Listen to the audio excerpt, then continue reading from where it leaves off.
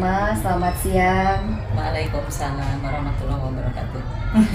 Ibu, terima kasih atas kesediaan Ibu di tengah kesibukan Ibu sebagai kepala sekolah. Ibu mau meluangkan waktu untuk berbincang dengan saya, berdiskusi mengenai pengambilan keputusan, Bu. Ya.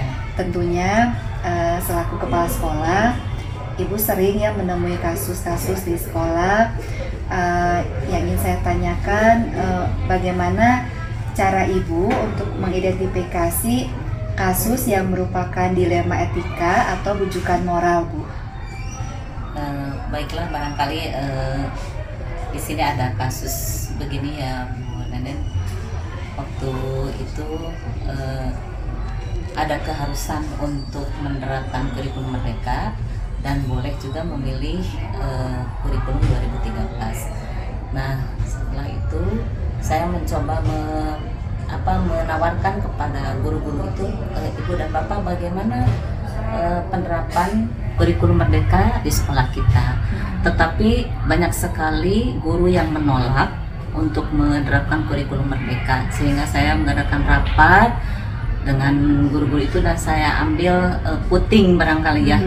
Dan ternyata yang paling banyak adalah memilih kurikulum 2013. Apa alasannya? Karena kebanyakan guru-guru yang IT-nya mungkin kurang ya, sehingga mereka tidak mau gitu, untuk kurikulum Merdeka, karena barangkali di kurikulum Merdeka itu banyak sekali tugas atau yang menggunakan IT, sehingga mereka tidak mau gitu. Baik, Bu, bagaimana Ibu menjalankan pengambilan keputusan di sekolah yang Ibu pimpin, terutama untuk kasus-kasus yang ada dua kepentingan yang sama-sama benar nih, Bu, atau sama-sama mengandung nilai kebajikan? Seperti kasus yang tadi sebenarnya dua-duanya baik ya. Sehingga memang kami tidak memilih kurikulum Merdeka, sehingga kami di sekolah ini memilih kurikulum 2013, tetapi ada menyisipkan tema-tema yang ada di kurikulum Merdeka. Iya, sehingga kurikulum Merdeka juga dijalankan, tapi hanya di kelas 10 gitu. Tapi hanya sedikit-sedikit lah gitu, bertahap. Oke, langkah-langkah atau prosedur seperti apa yang biasanya Ibu lakukan selama ini gitu, untuk pengambilan keputusan? Ya, biasanya saya berkoordinasi dulu dengan para wakasek dan tim manajemen, barangkali itu yang bagaimana cara kita menerapkan apa keputusannya akan diambil nanti. Nah, setelah dianalisis, kemudian dipikirkan ke depannya, maka baru diambil keputusan. Oke, baik. Apa saja yang menurut Ibu yang selama ini efektif dalam pengambilan keputusan, terutama untuk kasus-kasus yang merupakan dilema etika, Bu? Maksudnya efektif itu gimana ya? Hal apa saja yang Ibu anggap tuh efektif gitu dalam pengambilan keputusan? Oh, tentu ya yang tadi. Jadi akhirnya memang keputusan saya harus ambil, tetapi berdasarkan koordinasi atau perundingan dari seluruh guru. Oke, baik. Ya, Bu, ada tidak yang menjadi tantangan menurut bagi Ibu gitu ya dalam mengambil keputusan, Bu? Tentu saja banyak sekali tantangannya, terutama ada sogokan-sogokan keputusan yang diambil oleh guru, misalnya ini gurunya pengen begini, Bu, gitu ya. Ada lagi dari yang lain, pendapat yang lain yang harus Ibu bagaimana kalau begini gitu ya. Dan akhirnya memang untuk kebaikan semuanya itu yang saya ambil.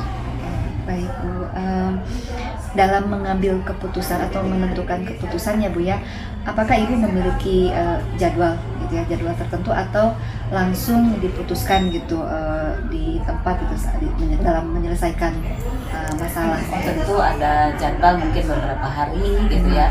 Tapi kalau misalnya harus segera, tentu pada hari itu juga langsung diambil keputusan. Ya. Bu, ada tidak seseorang ya atau faktor-faktor yang faktor-faktor apa yang dapat mempermudah ibu dalam pengambilan keputusan? Yang mempermudah atau misalnya meminta masukan dari, bisa katakanlah guru senior gitu Bu, atau yang tentu di sini kan ada para wakasek, mereka lebih berpengaruh barangkali ya bagi guru yang lain, sehingga saya juga bisa meminta pendapat dari mereka. Terakhir Bu, dari semua hal yang telah Ibu sampaikan ya, pembelajaran apa yang dapat Ibu petik ya dari pengalaman Ibu sebagai seorang kepala sekolah dalam mengambil keputusan Bu? Jadi hal-hal apa yang jadi pembelajaran gitu Bu yang bisa Ibu ambil Bu? Barangkali saya harus mengambil keputusan itu tidak diambil langsung sendiri, tetapi harus juga dirundingkan dengan yang lain yang bisa berpengaruh kepada seluruh karyawan atau guru di sini. Baik, Ibu, saya rasa cukup. Sekali lagi terima kasih Bu sudah meluangkan waktu. Informasi ini sangat bermanfaat bagi saya. Sekali lagi sama-sama, terima kasih Bu Nenen, maju terus ya. Siap, Bangga Ibu. Ya.